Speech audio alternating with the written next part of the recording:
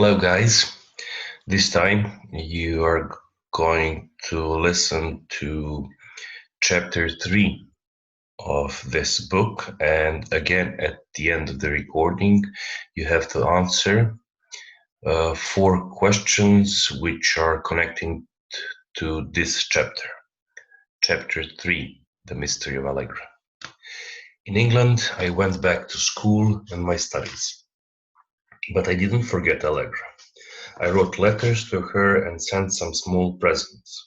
She didn't answer my letters, but I said to myself, well, she's only 5. Perhaps she can't write letters yet. Then a year after our holiday in Italy, a letter arrived from Margaret Henderson. First, she thanked me for my letters and presents. Then she wrote, I'm sorry that we didn't write to you, but it has been a very bad year for us. It is difficult for me to write now, but today is April 21st, and I want to tell you that something terrible happened on the same day last year. Chiara and I are still very sad, and Chiara has been ill.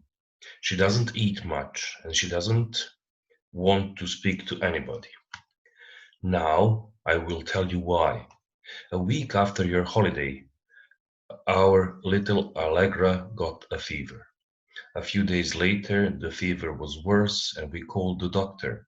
He said that he wasn't sure what the fever was. Perhaps she drank some bad water or ate food that was bad, he told us. He gave her some medicine and she was better. Then the fever returned very quickly. We couldn't find the doctor, and when he arrived, it was too late. Our dear little Allegra died on April 21st a year ago. Oh, it's like a terrible dream. Our darling child was only 5 years and 3 months old. Now she has gone and she will never come back to us. When I read this, I was shocked. Allegra dead. I felt very sad and I began to cry. For a long time, I just couldn't believe it. I remembered her face, her voice, and her child's talk. I remembered our games and our conversations. Allegra came back to me like a ghost, and I was very unhappy. When I was 18, I went to university to study Italian, and I often remembered Allegra and that strange week at Villa Henderson. How could I forget it? And I often thought about Allegra's strange words. I want to see my daddy before I die. How did she know that she was going to die? And then there was the ghost Allegra in my room saying, I want to see Mama before I die. What did it all mean? I wanted to find the answer to this mystery, but how? In spring, I went to Italy for my studies and I stayed in Florence with an Italian family. They had a little daughter. When they told me her name, I couldn't believe my ears. We wanted a different name, the mother told me, a name that you don't often find in Italy. Allegra came to me suddenly. It's a beautiful name and we hoped that she would be a happy child. But she isn't happy. She's a strange girl. I looked at the child. She was tall. Her face was pale and beautiful. She had long brown hair and brown eyes. How old is she? I asked. She's 5. 5? Are you sure? I mean, is she? I said stupidly. Yes, 5. The mother looked at me strangely. Can I ask you when she was 5? I mean, when is her birthday? The mother looked surprised. In January. Why? But please tell me the exact date. You see, I'd like to buy her a present next year. Now the mother was smiling.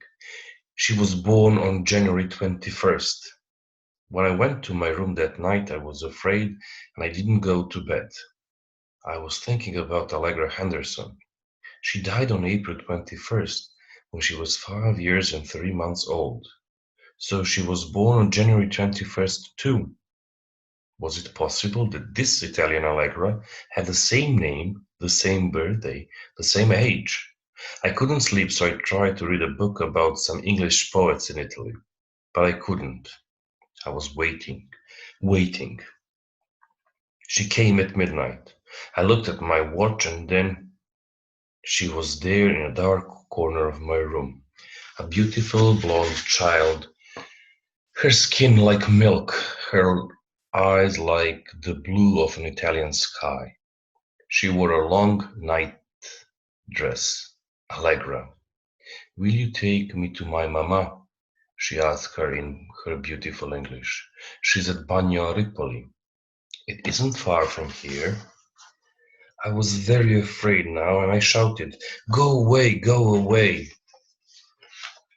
But she came and stood by my armchair. "I want to see Mamma before I die. Take me," she said angrily. I ran out of the room very fast. Next morning I decided to go to Bagno Ripoli. I drove there in a small Fiat 500.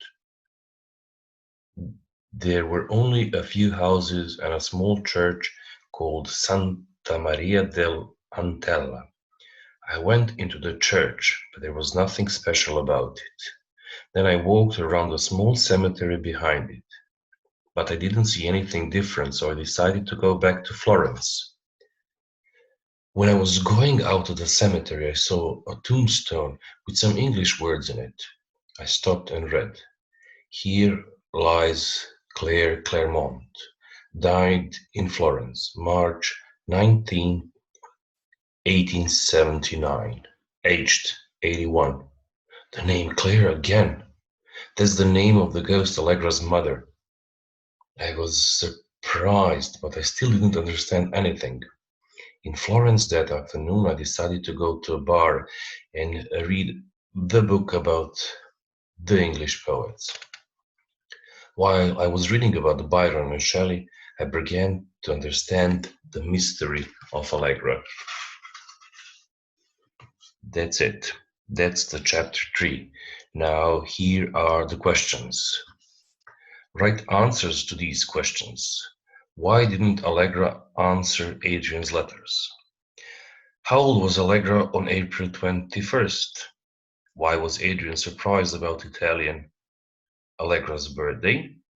And what did Adrian see at the cemetery? Okay, if you don't know the answers to these questions, listen to the recording again. Goodbye.